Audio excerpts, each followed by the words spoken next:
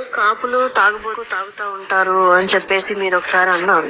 నేను ఒక సామాజిక వర్గంలో పుట్టాను. ఆ సామాజిక వర్గం మీద నాకున్న అభిప్రాయం, తెలివి తక్కువ వాళ్ళు, ఆవేశపరులు, మాంసాన్ని ఎక్కువ తింటారు, మందు బాగా తాగుతారు, ఇవన్నీ ఉన్నాయి.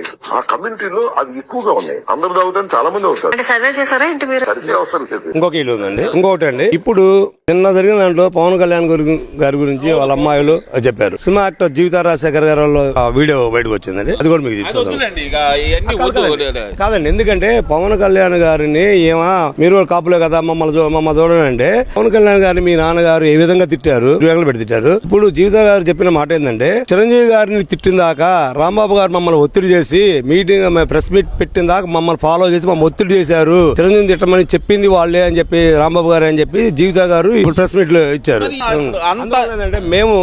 మేము అతను కులం కింద లెక్కేసుకునే పరిస్థితి ఉండదండి. ఆయన వైఎస్ఆర్ పార్టీ జిల్లా అధ్యక్షుడు గాని మేము చూసాము. మేము ఇక్కడ తెలుగు పార్టీ వాళ్ళు కానీ మాట్లాడడం తప్ప ఈ కులాలు అంటగట్టడం అనేది కరెక్టే కాదు. అలాగే కుటుంబాలను కూడా ఈ నీచ సంస్కృతి, నీచ రాజకీయాలు, డ్రామాలు ఎవరంటే వైసీపీ వాళ్ళే. ఏంటండి, ఇవాళ వాళ్ళ ఆడపిల్లలు కుటుంబానికి వచ్చి మీడియా ముందు అవసరం ఏందండి?